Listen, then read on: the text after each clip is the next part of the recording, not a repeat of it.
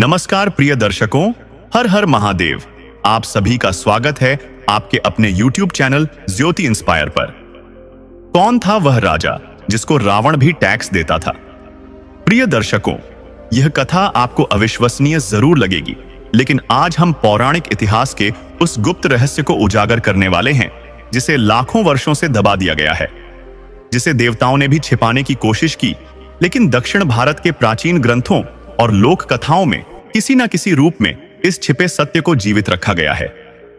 प्रिय दर्शकों, क्या आपने कभी अपने मन में यह प्रश्न उठाया है कि जो कथाएं हमें बचपन से सुनाई गई, क्या वे पूर्ण सत्य हैं? क्या रामायण की हर कहानी वैसी ही है जैसी हमें बताई गई? क्या असुरों के साम्राज्यों में घटित हर घटना दुनिया के सामने आई, या कुछ ऐसी परतें हैं जो युगों तक छिपी रहीं? यह परतें शक्ति, भक्ति और धर्म के नाम पर बुनी गई एक ऐसी जाल थी जो सत्य को दबाने का कारण बनी। आज हम एक ऐसे रहस्य का उद्घाटन करेंगे जो न केवल आपके मन को झकझोर देगा, बल्कि आपको पौराणिक कथाओं को नए नजरिए से देखने पर विवश कर देगा। यह कोई साधारण कथा नहीं, बल्कि रामायण के उस अंधेरे पक्ष की सच्चाई है जो शक्ति, विनम्रता और देव असुर संघर्ष की परिभाषा को चुनौती देती है। आज हम बात करेंगे उस महान राजा की जिसने तीनों लोकों को अपनी भक्ति और शक्ति से जीत लिया। उसने देवताओं को भी अपने चरणों में झुकने पर मजबूर किया और उसकी प्रजा में सुख समृद्धि का ऐसा साम्राज्य स्थापित किया कि स्वर्ग भी फीका पड़ गया। हाँ मित्रों, हम बात कर रहे हैं उस राजा की जिसके नाम से इंद्र का सिंहासन कांपता था। लेकिन क्या आपने कभी सोचा कि रावण, जो खुद 10 सिरों वाला महाबली था, जिसने कुबेर से लंका छीन ली और देवताओं को पराजित किया, वह भी किसी को कर चुकाता था? क्या उसकी आंखों में वह अभिमान, वह क्रोध, वह तेज किसी बड़े रहस्य से उपजा था? क्या यह केवल उसके राक्षस वंश की विरासत थी, या उसके रक्त में कोई और सत्य बह रहा था? एक ऐसा सत्य जो पौराणिक ग्रंथों की गहराइयों में दबा दिया गया। आज हम उस प्रश्न को उठाएंगे जो शायद पहले कभी इतने स्पष्ट रूप में नहीं पूछा गया।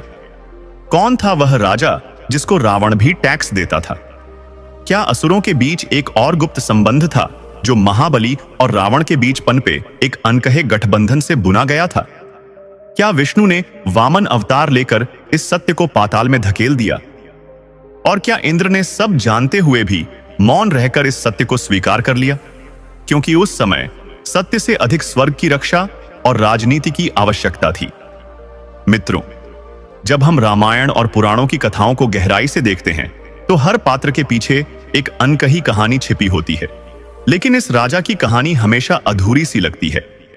ना तो उसके साम्राज्य की पूर्ण महिमा को कोई जान सका, ना ही उसके जीवन के पूर्ण सत्य को कोई समझ पाया।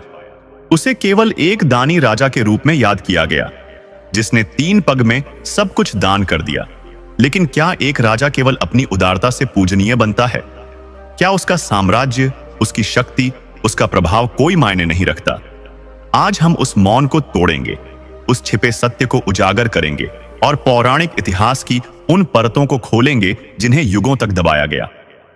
क्या आप जानते हैं कि रावण, जो खुद को तीनों लोकों का स्वामी मानता था, वह भी इस राजा के सामने झुकता था? क्या उसके 10 मुखों में छिपी वह अभिमान की ज्वाला किसी पुराने कर के बोझ से उपजी थी, या फिर यह एक ऐसा गठबंधन था जो असुरों की एकता को दर्शाता था, लेकिन देवताओं ने इसे इतिहास से मिटाने की साजिश रची? प्रिय दर्शकों, तैयार हो जाइए, क्योंकि यह रहस्य न केवल रामायण की नींव हिला देगा, बल्कि आपको सोचने पर मजबूर कर देगा कि क्या रावण वास्तव में खलनायक था, या एक वफादार योद्धा जो अपने पूर्वज राजा को सम्मान देता था? क्या महाबली का साम्राज्य इतना विशाल था कि लंका भी उसके अधीन थी और टैक्स के रूप में रावण अपनी शक्ति का हिस्सा चुकाता था? यह प्रश्न आपको रातों की नींद उड़ा देंगे। लेकिन सत्य की खोज में हम आगे बढ़ेंगे। हम गहराई में उतरेंगे और प्रमाणों से इस रहस्य को साबित करेंगे। लेकिन इस दिव्य कथा में प्रवेश करने से पहले मैं अपने सभी श्रद्धेय भाइयों, माताओं, बहनों और समस्त श्रीराम भक्तों से हाथ जोड़कर प्रार्थना करता हूं कि कृपया इस कथा को पूरे मन, श्रद्धा और भक्ति के साथ अंत तक अवश्य सुने, क्योंकि गरुड़ पुराण में स्पष्ट कहा गया है कि जो व्यक्ति धर्म, ज्ञान या पुरातन कथा को बीच में ही छोड़ देता है, वह अनजाने में एक गंभीर दोष का भागी बनता है। अधूरी कथा केवल अधूरी बात नहीं होती, वह एक अधूरी आहुति की भांति होती है जो यज्ञ को अपवित्र कर देती है और पुण्य की जगह पाप का रूप धारण कर लेती है। इसलिए यदि आप सच्चे सनातनी हैं, यदि आपके हृदय में श्री राम के प्रति अटूट भक्ति की ज्योति प्रज्वलित है, तो इस कथा को अंत तक सुने। साथ ही कृपया इस वीडियो को अभी लाइक करें और हमारे चैनल ज्योति इंस्पायर को सब्सक्राइब करना न भूलें। नीचे कमेंट में पूरे भाव और समर्पण से जय श्री राम अवश्य लिखें, क्योंकि जहां भी श्री हरि का नाम गूंजता है वहां अधर्म का विनाश और धर्म की स्थापना निश्चित होती है। तो आइए प्यारे दर्शक बंधु, अब किसी भी विलंब के बिना आरंभ करते हैं आज की यह अद्भुत, दुर्लभ और आत्मा को झकझोर देने वाली कथा, जो केवल सुनने की नहीं, जीवन में उतारने की है। बहुत समय पहले एक छोटा सा गांव था। वहां एक गरीब मछुआरा अपनी पत्नी के साथ रहता था। शादी को कई साल बीत चुके थे, पर कोई संतान नहीं हुई थी। घर की आर्थिक दशा बहुत कमजोर थी। तन पर पुराने कपड़े थे और दिल में एक छोटी सी टीस रहती थी। प्रभु, हमारा बुढ़ापा कैसे गुजरेगा? मछुआरा रोज सुबह झील पर जाता। बहुत मेहनत के बाद थोड़ी बहुत मछलियां पकड़ कर घर लाता। वह देखकर पत्नी अक्सर मायूस हो जाती। गरीबी ने जीवन का सारा सुख छीन लिया था। वह सोचती, काश भगवान हमें एक संतान दे दे। मित्रों, एक दिन की बात है। मछुआरा रोज की तरह जाल लेकर झील पर पहुंचा। जाल पानी में डाला और कुछ देर बाद खींचा तो उसका दिल जोर से धड़क उठा। जाल में एक बहुत बड़ी, चमकदार, सोने जैसी मछली फंसी थी। धूप उस पर पड़ी रही थी और ऐसा लग रहा था मानो वह हीरे सी चमक रही हो। मछुआरा खुशी से झूम उठा और बोला, हाय, आज तो किस्मत खुल गई। पर तभी एक अद्भुत घटना हुई। मछली मानुष जैसी बोली, हे मछुआरे, कृपया मुझे मारो मत। यदि तुम मुझे जीवित छोड़ दोगे तो मैं तुम्हें एक ऐसा तालाब दिखाऊंगी जहां बिना ज्यादा मेहनत के ढेरों मछलियां मिलेंगी। मित्रों, यह सुनकर मछुआरा पहले तो डर गया, फिर मछुआरे के हृदय में दया जागी। उसने कहा, ठीक है, मैं तुझे छोड़ता हूं, और तुरंत मछली को वापस झील में डाल दिया। मछली जाते जाते कह गई, तुम उस पहाड़ी के पीछे वाले तालाब पर जाओ, वहां जाल फेंको तो कभी खाली नहीं लौटोगे। दर्शक मित्रों, मछुआरा उस तालाब पर गया और चमत्कार सच हुआ। कुछ ही समय में उसका जाल मछलियों से भर गया। वह खुशी खुशी घर लौटा। अब रोज मछलियां मिलने लगी। घर की स्थिति सुधरने लगी। पत्नी के चेहरे पर भी मुस्कान लौट आई। लेकिन साथियों, यही जीवन का सत्य है। जब सुख बढ़ता है तो लालच भी जन्म ले लेता है। पत्नी गुस्से में बोली, तूने इतनी कीमती मछली क्यों छोड़ दी? अगर हम उसे बेचते या खा लेते तो हम अमीर बन जाते। अगर वह फिर मिले तो उसे मार देना। मछुआरा पत्नी की बातें सुनकर परेशान हो गया। अगले दिन वह फिर उसी झील पर गया। किस्मत देखिए, वही चमकीली मछली फिर उसके जाल में फंस गई। वह फिर विनती करने लगी, कृपया मुझे जाने दो, मैं तुम्हारा भला करूंगी। मछुआरा इस बार भी पसीज गया और उसे छोड़ दिया। जब पत्नी को पता चला तो उसका क्रोध और बढ़ गया। उसने कह दिया, अगर अगली बार भी तूने उसे छोड़ दिया तो तेरे लिए अच्छा नहीं रहेगा। दोस्तों, कहते हैं लालच इंसान को अंधा कर देता है। प्रभु की दी हुई दया और संयम को पहचानना ही सच्ची भक्ति है, वरना लालच से धर्म और मनुष्य दोनों खो देते हैं। तीसरे दिन मछुआरा मजबूरी में फिर से उसी झील पर गया और तीसरी बार वही मछली उसके जाल में फंस गई। अब मछली भी समझ गई थी कि उसकी सारी विनती का असर नहीं होने वाला। तब उसने कहा, ठीक है मछुआरी, मेरी मौत तय है, पर मेरी एक अंतिम इच्छा सुन लो। मछली ने कहा, तुम एक काम करना मछुआरी, मेरा मांस खा लो। घोड़ी मेरे मांस का सूप पी ले। तुम्हारे घर की कुतिया को मेरा सिर खिला देना और मेरी शरीर की 3 बड़ी बड़ी हड्डियों को बगीचे में गाड़ ढा देना। मेरी पित्त की थैली अपनी रसोई की छत से लटका देना। ये 4-5 काम कर लेना। दोस्तों, मछुआरे ने मछली की बात ध्यान से सुनी और मछली को घर ले आया। मछुआरा और उसकी पत्नी संतान की आशा में मछली के कहे अनुसार सब कुछ करने लगे और फिर एक दिन प्रभु का चमत्कार हुआ। उसी रात मछुआरे की पत्नी ने 3 सुंदर बेटों को जन्म दिया। उसी घर की घोड़ी ने 3 बछड़े दिए। कुतिया ने 3 पिल्ले दिए। बगीचे में घड़ी 3 हड्डियां 3 तेज चमकती हुई तलवारें बनकर उगाईं। कल तक जो घर दुखी और खाली था, आज वह खुशियों से भर गया। मछुआरा रो पड़ा, आंखों में खुशी के आंसू थे। यह सब दया का फल था। जिसने जीवन मांगा, जीवन ने वही दिया। एक बात याद रखना दोस्तों, दयालुता कभी खाली नहीं लौटती और लालच सुख को भी दुख में बदल देता है। धीरे धीरे समय बीतता गया। मछुआरे के तीनों बेटे, तीनों बछड़े और तीनों कुत्ते बड़े होकर ताकतवर हो गए। तीनों लड़के एक जैसे दिखते थे, चेहरा, कद, चाल सब हूबहू। इसलिए पहचान के लिए मछुआरे ने तीनों के गले में 3 ताबीज पहनवा दिए थे। एक दिन सबसे बड़े बेटे के मन में इच्छा जागी, अब मैं अकेला दुनिया देखूंगा, कुछ बड़ा काम करूंगा।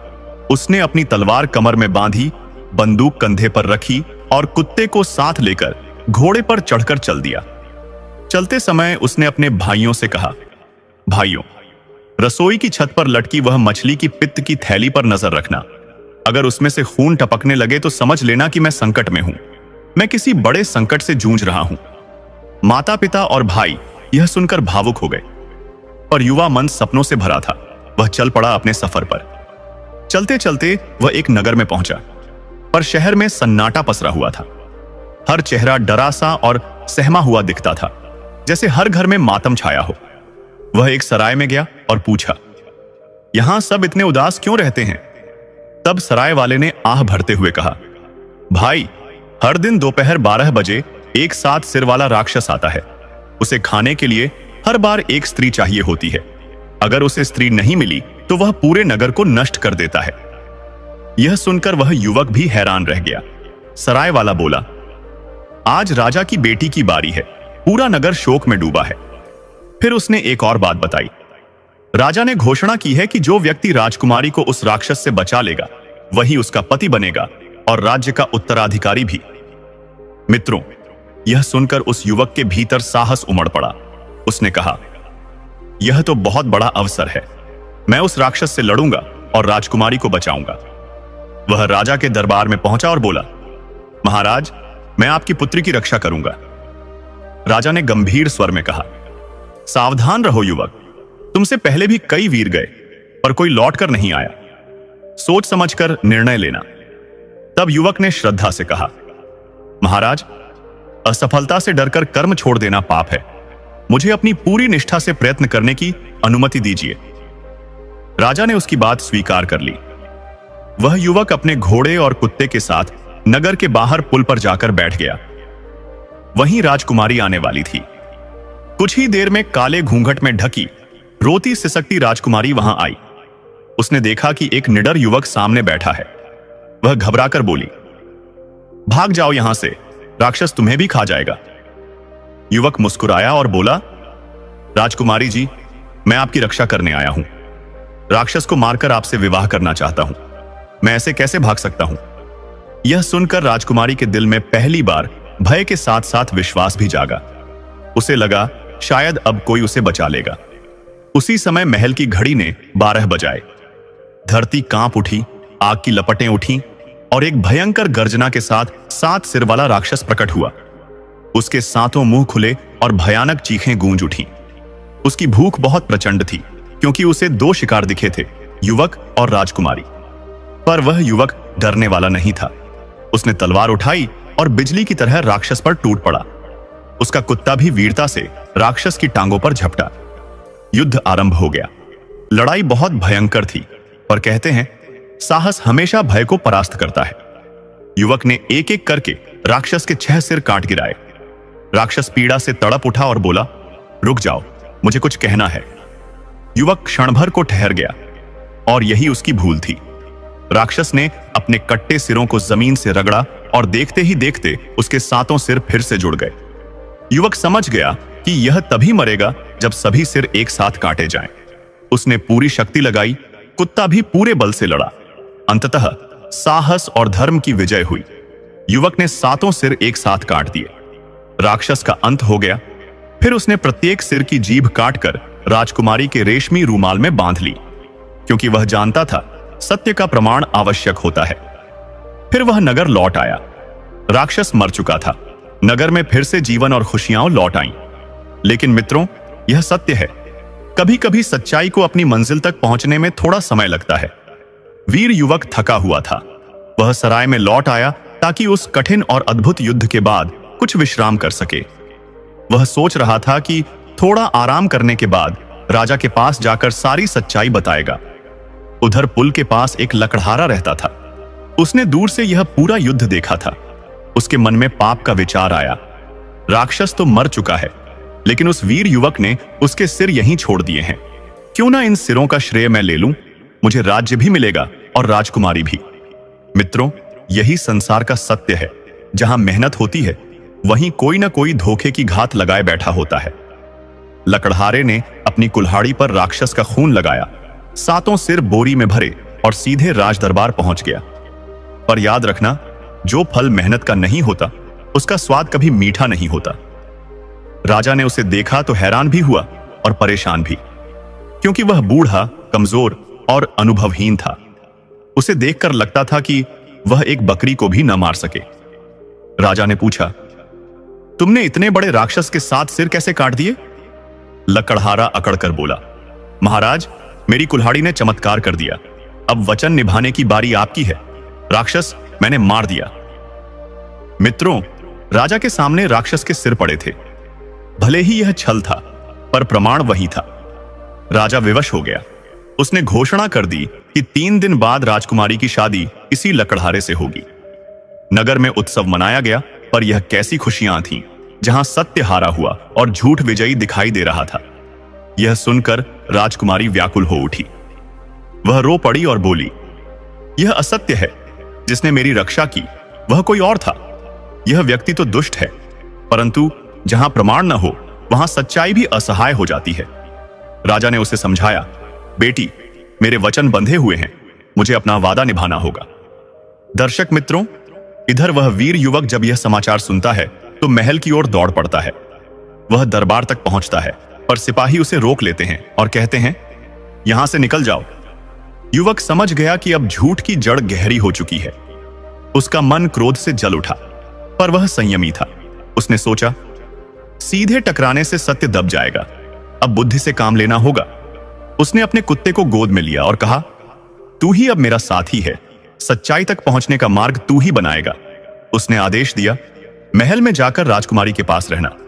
जब भी भोजन का समय हो तो मेज का पांव खींच देना, ताकि सारे बर्तन गिर जाएं और सब चौंक जाए, फिर भाग जाना। मित्रों, अगले दिन राजभोज शुरू हुआ। कुत्ता चुपके से अंदर पहुंचा। राजकुमारी ने उसे देखते ही पहचान लिया। अरे, यह तो मेरे प्राण रक्षक का कुत्ता है। लकड़हारे का चेहरा पीला पड़ गया। उसका झूठ खुलने लगा था।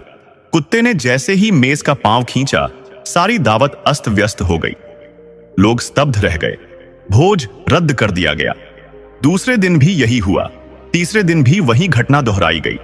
अंततः कुत्ता भागते भागते सराय तक पहुंचा और वहां उसने राज्य के सैनिकों को उस वीर युवक तक पहुंचा दिया। सैनिकों ने उसे पकड़कर राजा के सामने लाकर खड़ा कर दिया। अब सच्चाई सामने आने का समय निकट था।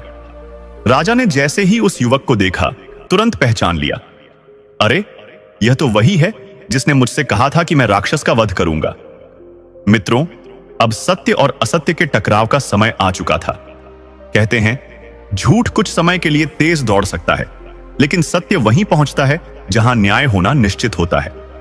महल का विशाल दरबार सजा हुआ था। सेनापति, मंत्री, राजा और राजकुमारी सब अपनी अपनी जगह बैठे थे। बीच में खड़ा था वह सच्चा वीर युवक जिसने सच में राक्षस का वध किया था। राजा ने कठोर स्वर में पूछा, तुम कौन हो और यहां क्या करने आए हो? युवक ने शांत स्वर में कहा, महाराज, मैं वही व्यक्ति हूं जिसने आपकी पुत्री की रक्षा की और आपकी प्रजा को उस भयंकर राक्षस के आतंक से मुक्त किया। यह सुनते ही लकड़हारे के चेहरे पर डर की लकीरें उभर आईं। मगर वह झट से अभिनय करने लगा और बोला, महाराज, यह झूठ बोल रहा है। यह मेरा श्रेय छीनने आया है। राक्षस को मैंने मारा था। राजा दुविधा में पड़ गए, क्योंकि दरबार में राक्षस के 7 सिर रखे हुए थे जो लकड़हारे के प्रमाण लग रहे थे। तब वीर युवक ने कहा, महाराज, यह सिर उसने चुराए हैं। राक्षस को इसने नहीं मारा। असली सबूत मेरे पास है, राक्षस के 7 मुंह की जीभ। सारा दरबार स्तब्ध रह गया।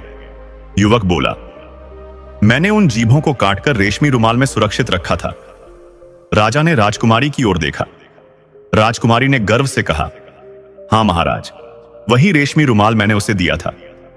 युवक ने अपनी जेब से वह रुमाल निकाला और सातों जीभें दरबार के बीच रख दी।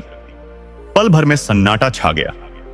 मित्रों, एक बात याद रखना, सत्य की रक्षा के लिए पहले से तैयारी आवश्यक होती है, क्योंकि बिना सबूत के सत्य भी अकेला पड़ जाता है। राजा ने तुरंत आदेश दिया, इन जीभों को राक्षस के सिरों से मिलाकर देखो। यदि ये सही निकली तो वही असली विजेता होगा।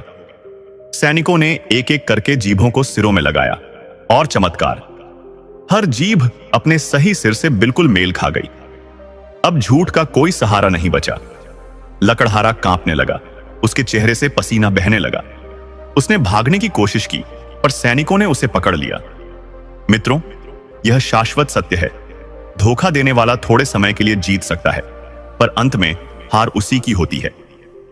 राजा भावुक होकर सिंहासन से उठे। उन्होंने युवक को गले लगाया और बोले, वीर युवक, तुमने मेरी पुत्री और राज्य की रक्षा की है। अब तुम ही इस राज्य के भावी राजा हो और मेरी पुत्री के योग्य पति। पूरा दरबार जय हो के नारों से गूंज उठा। ढोल नगाड़े बजने लगे। राजकुमारी की आंखों में चमक थी। वह उसी सच्चे योद्धा की दुल्हन बनना चाहती थी जिसने उसके लिए प्राणों की बाजी लगाई थी।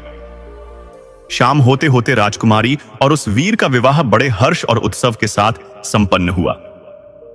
सारा राज्य नाच उठा, क्योंकि यह केवल प्रेम की नहीं, सत्य और धर्म की भी विजय थी। लोक कथाओं की तरह न्याय की घंटियां बजी, सत्य की मशाल प्रज्वलित हुई और प्रेम ने अपनी पवित्र मंजिल पाई। लेकिन मित्रों, कहानी यहां समाप्त नहीं हुई। विवाह के अगले ही दिन जब सूरज की पहली किरण खिड़की से भीतर आई, तो उस वीर युवक ने जंगल की ओर देखा। वह शांत स्वर में राजकुमारी से बोला, यह जंगल कितना गहरा और मौन है, यह इतना शांत क्यों है? तब राजकुमारी की आंखों में अचानक डर उतर आया। वह बोली, वहां मत जाइएगा, वो जंगल साधारण नहीं, जादुई है। जो भी वहां गया है वो कभी लौटकर नहीं आया। मित्रों, लेकिन वह वीर युवक भय से दूर रहने वालों में नहीं था। उसके मन में साहस और रोमांच दोनों थे। उसने तलवार को म्यान से निकाला, बंदूक कंधे पर डाली और अपने वफादार कुत्ते को इशारा किया। बोला, चाहे वहां मृत्यु ही क्यों ना हो, मैं सत्य का सामना अवश्य करूंगा। कुत्ता भौंक कर मानो कह रहा था, मैं तेरे साथ हूं। युवक घोड़े पर सवार होकर जंगल की ओर निकल पड़ा, पर राजकुमारी की आंखों में वही पुराना भय लौट आया जो कभी राक्षस के समय था। मित्रों, एक बात सदा याद रखना, जीत के बाद भी सावधानी छोड़ना सबसे बड़ी गलती होती है। कई बार हम विजय के बाद निश्चिंत हो जाते हैं और इसी निश्चिंतता से सबसे बड़ा खतरा जन्म लेता है। वह वीर युवक अपने घोड़े पर सवार कुत्ते को साथ लिए उस गहरे जंगल की ओर बढ़ता गया। वहां की हवा अजीब सी थी, भारी और मौन।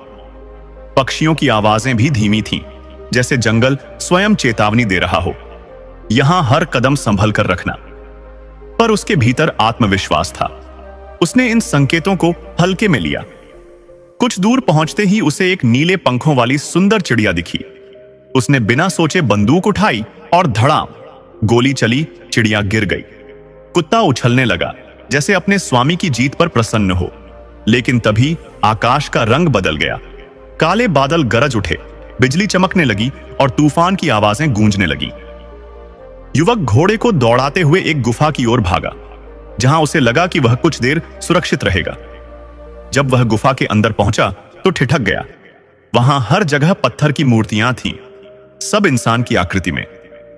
ऐसा लग रहा था जैसे सजीव मनुष्य अचानक पत्थर बन गए हों। उसके मन में डर समा गया। क्या यह सब सच है? अगर है तो यह सब किसने किया? बारिश से उसका शरीर भीग चुका था। उसने कपड़े सुखाने और चिड़िया पकाने के लिए आग जलाई। तभी गुफा के बाहर एक वृद्धा दिखाई दी, बूढ़ी, कमजोर, कांपती हुई। वह बोली, बेटा, बहुत ठंड लग रही है, क्या मैं अंदर आकर आग ताप लूं? वीर युवक का हृदय करुणा से भरा था। उसने दया दिखाते हुए कहा, आइए माता, भीतर आइए। मित्रों, यही उसकी सबसे बड़ी भूल थी। कहते हैं, दया का भाव महान होता है, लेकिन गलत व्यक्ति पर दया विनाश ला सकती है।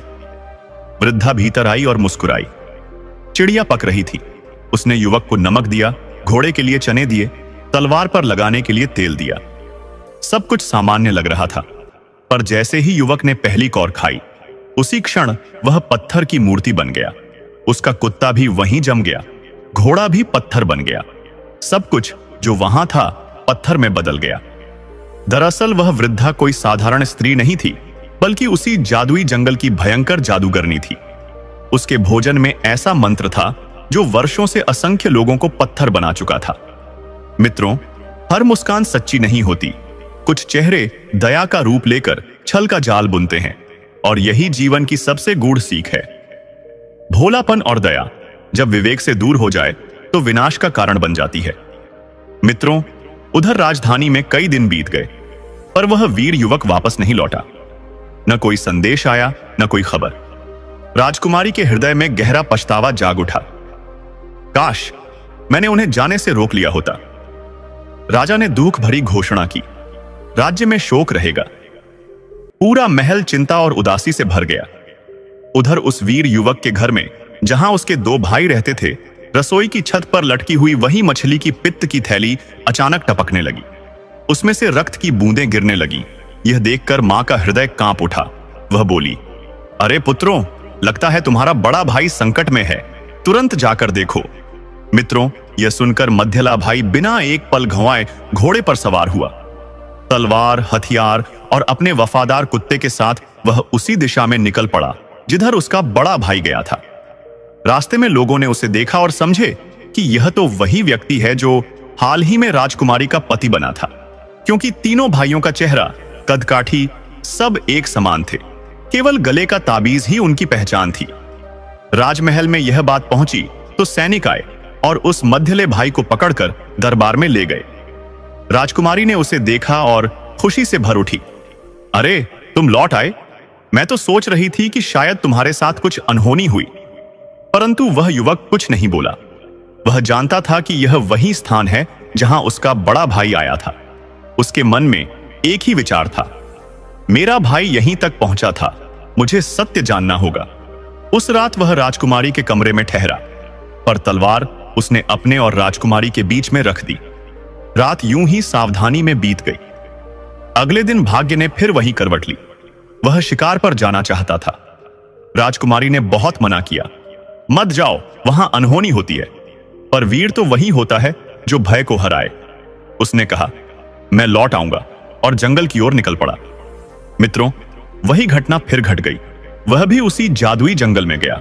वही गुफा देखी, वही वृद्धा मिली, और वही विनाश हुआ। वह भी पत्थर बन गया। याद रखना दोस्तों, जहां पहले किसी के साथ अनर्थ हुआ हो, वहां बिना सोचे विचारे उसी राह पर नहीं चलना चाहिए। दूसरे भाई के पत्थर बनते ही उधर घर में फिर वही पित्त की थैली रक्त टपकाने लगी। मां फिर से चौंक उठी। अब छोटा भाई समझ गया कि यह संकेत है, मेरे दोनों भाई संकट में हैं। उसके हृदय में जिम्मेदारी और जोश दोनों जल उठे। उसने प्रण लिया, मैं अपने भाइयों को ढूंढकर वापस लाऊंगा। वह अपने सबसे समझदार घोड़े, सबसे तेज कुत्ते और सबसे धारदार तलवार के साथ यात्रा पर निकल पड़ा। मित्रों, वह भी उसी मार्ग पर चला, पर उसके मन में भय नहीं था, अधीरता नहीं थी। बस एक संकल्प था कि उसे अपने भाइयों को जीवित या मृत किसी भी हाल में ढूंढना है। जैसे जैसे वह आगे बढ़ा, लोग उसे देखकर बोले, अरे, राजकुमार तो अभी कल ही यहां से गुजरे थे। यह सुनकर उसे विश्वास हो गया कि अब वह सही मार्ग पर है। कई दिनों की कठिन यात्रा के बाद वह छोटा भाई अंततः उसी राजधानी में पहुंचा जहां से सब कुछ शुरू हुआ था। महल में फिर वही दृश्य था। सब उसे पहला वाला वीर समझ रहे थे, लेकिन यह युवक बहुत शांत था। न वह किसी से बहस कर रहा था, न कोई दावा कर रहा था, बस देख रहा था, समझ रहा था और मन ही मन सत्य की खोज में था। रात में उसे वही कक्ष दिया गया जहां पहले उसके भाई को ठहराया गया था। सब उसे राजकुमारी का पति मान रहे थे। वह बिना कुछ कहे तलवार अपने और राजकुमारी के बीच रखकर सो गया। राजकुमारी हैरान थी। कल ही तो ये लौटे थे, पर अब इतने बदल गए। पर उसने भी मौन धारण कर लिया। सुबह जब खिड़की खुली तो बाहर जंगल की हरियाली फैली हुई थी, लेकिन युवक ने तुरंत शिकार की बात नहीं की। उसने शांत स्वर में पूछा, मुझे बताइए, जो लोग पहले यहां आए थे वे कहां गए? राजकुमारी दुख से बोली, वो जंगल मौत का घर है। जो वहां गया वो कभी वापस नहीं लौटा। वह पत्थर बन गया। बस यही बात छोटे भाई को जाननी थी। उसने निश्चय किया कि अब जल्दबाजी नहीं करेगा, पहले सब कुछ समझेगा। वह अपने कुत्ते और तलवार के साथ धीरे धीरे जंगल की ओर बढ़ा। जंगल एकदम शांत था, पर उस सन्नाटे में छिपा भय साफ महसूस हो रहा था। कुछ ही दूर उसे घोड़ों के पदचिह्न और कुत्तों के पंजों के निशान दिखे। यह उसके दोनों भाइयों के थे। वह आगे बढ़ा और वहीं गुफा मिली। भीतर गया तो चारों ओर पत्थर की मूर्तियां देखकर उसका मन कांप उठा। उनमें से 2 मूर्तियां उसके अपने भाइयों की थीं। उसका दिल दुख से भर गया, लेकिन उसने दिमाग को दिल पर हावी रखा। सोचने लगा, जहां जादू है वहां छल भी होगा। उसने आग जलाई, शिकार को पकाने रखा, पर खुद कुछ नहीं खाया। वह इंतजार करने लगा। थोड़ी देर में वही कांपती आवाज आई, बेटा, मुझे बहुत ठंड लग रही है, क्या मैं अंदर आ जाऊं? मित्रों, अब वह सतर्क था।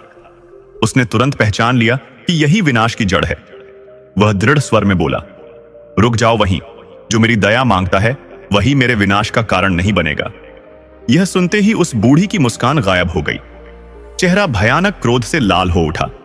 वह बोली, तो तुम्हें सब पता चल गया है। छोटे भाई ने तलवार उसकी गर्दन पर रख दी और बोला, मेरे भाइयों को अभी जीवित करो, वरना यह तलवार तेरी चालाकी को तेरे सिर से अलग कर देगी। वह कुछ देर तक झूठ बोलती रही, पर सत्य की चमक ने उसके छल को मिटा दिया। आखिरकार हार कर उसने अपनी कमर से एक छोटी डिबिया निकाली और बोली, इस मरहम से तेरे भाई जीवित हो जाएंगे। पर छोटा भाई समझदार था। उसने उसका हाथ पकड़कर खुद उससे वह मरहम अपने भाइयों की मूर्तियों पर लगवाया। जैसे ही मरहम लगाया गया, मूर्तियां जीवित होने लगीं। पहले बड़ा भाई जागा, फिर दूसरा, और धीरे धीरे पूरी गुफा में जीवन लौट आया। आंसुओं से भरी आंखों के साथ तीनों भाई एक दूसरे को गले लगा लिया। लेकिन छोटा भाई नहीं भूला, बुराई को अधूरा छोड़ना फिर से विनाश को बुलाना है। उसने बिना देर किए तलवार उठाई और उसी क्षण उस जादूगरनी का सिर धड़ से अलग कर दिया। जैसे ही उसका सिर गिरा, जंगल का जादू टूट गया। गुफा की अंधेरी दीवारों में पहली बार प्रकाश प्रवेश कर गया। मित्रों, यह कथा एक गहरी सीख देती है। जल्दबाजी वीरों को भी हार दिला देती है। दया वहीं करो जहां विश्वास हो। बुद्धिमान वही है जो दिल के साथ दिमाग का भी उपयोग करे, क्योंकि बुराई पर दया दिखाना भलाई का अपमान होता है। मित्रों, तीनों भाई उस भयानक जंगल से निकलकर राजधानी की ओर लौटने लगे। अब वह गुफा, जो कभी अंधकार और जादू का घर थी, अपने श्राप से मुक्त हो चुकी थी। जिन लोगों को उस जादूगरनी ने पत्थर बना दिया था, वे सब फिर से जीवित होकर अपने अपने घरों को लौट रहे थे। हर किसी के हृदय में छोटे भाई के लिए श्रद्धा और आभार उमड़ रहा था। अगर यह न होता तो हम कभी अपने घर वापस नहीं जा पाते। जब तीनों महल के पास पहुंचे तो सैनिकों ने उन्हें दूर से ही पहचान लिया। उन्होंने जय घोष किया, हमारे राजकुमार लौट आए, हमारे रक्षक लौट आए। यह आवाज सुनते ही राजा और राजकुमारी महल की सीढ़ियों तक दौड़ आए। राजकुमारी की आंखों में खुशी के आंसू थे। वह बोली, धन्यवाद प्रभु, यह तो आपका चमत्कार है। राजा ने भावुक होकर तीनों भाइयों को अपनी बाहों में भर लिया। कुछ क्षणों के लिए पूरा महल आनंद और उत्सव में डूब गया। लेकिन मित्रों, यही वह क्षण था जब असली परीक्षा शुरू हुई, मन की परीक्षा। सबसे बड़े भाई के मन में धीरे धीरे ईर्ष्या का विष उतरने लगा। उसके मन में अंधकार के विचार आने लगे। मेरी पत्नी, मेरी राजकुमारी, इन दोनों ने रातें उसी के साथ एक ही कक्ष में बिताई हैं। यह विचार उसके विवेक पर पर्दा डालने लगे। उसने सोचा, अगर यह दोनों जीवित रहेंगे तो मेरे रिश्ते पर सदा के लिए कलंक लग जाएगा। मित्रों, यही ईर्ष्या का स्वभाव है। यह व्यक्ति को अंधा बना देती है। चाहे वह कितना भी धर्मप्रिय क्यों ना हो, यह उसे अधर्म की ओर धकेल देती है। रात गहरी थी। राजकुमारी अपने कक्ष में थी और तीनों भाई साथ वाले कमरे में विश्राम कर रहे थे। चांदनी फर्श पर बिखरी थी। मंझला और छोटा भाई गहरी नींद में थे, पर बड़े भाई की आंखों में नींद नहीं, आग जल रही थी। धीरे धीरे उसने तलवार उठाई। उसका हृदय तेजी से धड़क रहा था, पर विवेक अब मौन था। बिना सोचे समझे उसने एक ही वार में मंझले भाई का सिर अलग कर दिया और अगले ही क्षण छोटे भाई का भी अंत कर दिया। कमरे में खून फैल गया, सन्नाटा गूंजने लगा। अब उसके हाथ कांप रहे थे, आंखों में पछतावा था। मन चीत्कार कर उठा, मैंने क्या कर दिया? पश्चाताप का पहाड़ उसके हृदय पर टूट पड़ा। उसने तलवार अपने गले पर रख ली और बोला, अब मेरे जीने का क्या अधिकार है? तभी अचानक दरवाजा खुला। राजमहल के सैनिक, जंगल से लौटे लोग और कुछ नौकर चाकर भीतर भागे आए। उनमें से एक ने ऊंची आवाज में कहा, रुको, हमारे पास जीवन देने वाला मलहम है, वही शीशी जो जादूगरनी की गुफा में रह गई थी। उन्होंने तुरंत उस चमत्कारी मरहम को मंझले और छोटे भाई की गर्दन पर लगाया। कुछ ही क्षणों में हलचल होने लगी। उनके शरीर में सांसें लौट आईं, धड़कनें दोबारा चलने लगीं और उनकी आंखें खुल गईं। ऐसा लग रहा था मानो मृत्यु को परास्त कर जीवन ने एक बार फिर उन्हें अपने आलिंगन में ले लिया हो। बड़ा भाई पछतावे में घुटनों पर गिर पड़ा। उसकी आंखों से आंसू धारा बनकर बहने लगे। वह रोते हुए बोला, मैंने बहुत बड़ा पाप कर दिया, मुझे क्षमा कर दो भाई, मैं ईर्ष्या में अंधा हो गया था। छोटा भाई शांत और गंभीर स्वर में बोला, भाई, गलती हर इंसान से होती है, लेकिन जो अपनी गलती मानकर उसे सुधारता है वही सच्चा इंसान होता है। उसके इन कोमल और सच्चे शब्दों ने बड़े भाई का सिर और झुका दिया। तभी मंझला भाई आगे आया और बोला, हम भाइयों के बीच कोई दूरी नहीं रहनी चाहिए, जो बीत गया उसे भूल जाओ, अब हम फिर एक साथ हैं। तीनों भाई एक दूसरे के गले लग गए। उनके आंसू अब दुख के नहीं बल्कि प्रेम और पश्चाताप के थे। सुबह का समय हुआ, पूरा राज दरबार भरा हुआ था। राजा ने घोषणा की, राक्षस का वध करने वाला मेरा बड़ा पुत्र है, इसलिए वही राज्य का उत्तराधिकारी और राजकुमार रहेगा। लेकिन इस राज्य के असली रक्षक दो और हैं, मंझला और छोटा भाई। ये दोनों हमारे मुख्य सेनापति होंगे। राजकुमारी आगे बढ़ी और विनम्र स्वर में बोली, मुझे गर्व है कि मेरा पति सच्चा योद्धा है, पर उससे भी अधिक गर्व है कि हमारे परिवार में ऐसे दो और वीर हैं जिन्होंने धर्म, साहस और प्रेम का आदर्श स्थापित किया। राजा ने तुरंत तीनों भाइयों के माता पिता को बुलावा भेजा। जब बूढ़ा मछुआरा और उसकी पत्नी दरबार में पहुंचे तो राजा ने उनका आदरपूर्वक स्वागत किया और कहा, आपने 3 ऐसे पुत्र दिए हैं जो साहस, बुद्धि और प्रेम के प्रतीक हैं। आज से आप हमारे राज्य के सम्माननीय सदस्य हैं। गरीब मछुआरे की आंखों में आनंद के आंसू छलक उठे। वह भावुक होकर बोला, प्रभु, यह सब उस मछली का आशीर्वाद है जिसे हमने जीवन दिया था। तीनों भाई मिलजुल कर राज्य का संचालन करने लगे। जहां भी अन्याय होता वे कंधे से कंधा मिलाकर खड़े हो जाते। राज्य में कभी भय या अंधकार नहीं फैलता। लोग कहा करते थे, अगर भाई भाई एक रहें तो संसार की कोई शक्ति उन्हें तोड़ नहीं सकती। छोटा भाई बच्चों को समझाया करता, लालच और ईर्ष्या आग की तरह है, यह अपने घर को भी जलाती है और दूसरों का भी। सबसे बड़ा भाई हर त्योहार पर उस जादुई मछली को याद करता और कहता, जिसे हम जीवन देते हैं वही हमें जीवन देता है। राजकुमारी प्रेम और सम्मान से अपने परिवार को संभालती रही। महल में खुशियां लौट आईं।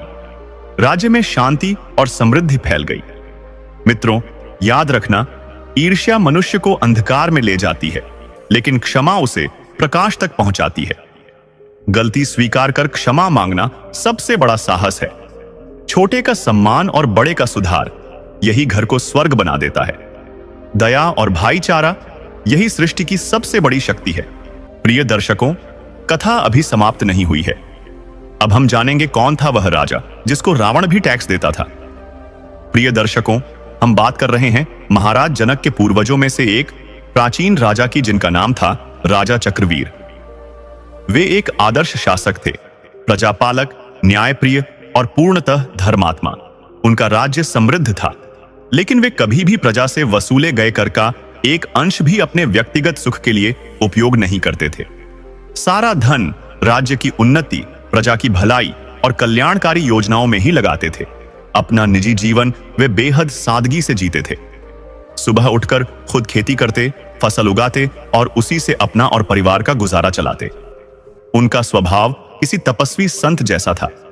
सादे वस्त्र, सादा भोजन और मन में हमेशा प्रजा की सेवा का भाव। लोग उन्हें प्रेम से याद करते थे क्योंकि वे कभी राजसी ठाट बाट में नहीं डूबे। एक दिन उनके नगर में एक भव्य उत्सव का आयोजन हुआ। पूरा शहर रंग बिरंगी रोशनी से जगमगा रहा था। घर घर में उत्साह था, संगीत की धुनें गूंज रही थीं और लोग नाच गाने में मग्न थे। नगर की स्त्रियां विशेष रूप से सजी धजी थीं। रेशमी साड़ियां, चमकदार आभूषण, मेहंदी से सजे हाथ और फूलों से गूंथे बाल। वे सभी उत्सव की खुशी में रानी के महल पहुंची, जहां रानी अपने कक्ष में बैठी हुई थी। लेकिन रानी का रूप देखकर सभी स्त्रियां हैरान रह गईं। रानी तो बिल्कुल सादे साधारण वस्त्रों में थी। ना कोई चमकदार साड़ी, ना कोई सोने चांदी के गहने, ना कोई श्रृंगार। स्त्रियों ने आश्चर्य से रानी से पूछा, हे महारानी, आप इस विशाल राज्य की स्वामिनी हैं, हम सबकी मालकिन।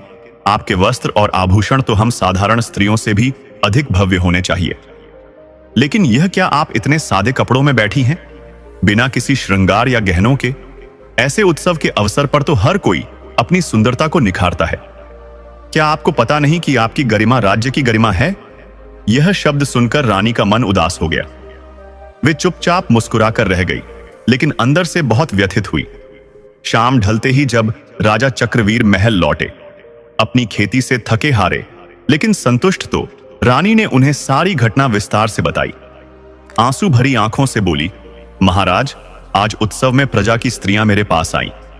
वे सभी इतनी सुंदर और सजी हुई थीं, चमकदार गहनों से लदी रंग बिरंगे वस्त्रों में, और मैं इस राज्य की रानी होकर भी सादे कपड़ों में बैठी थी।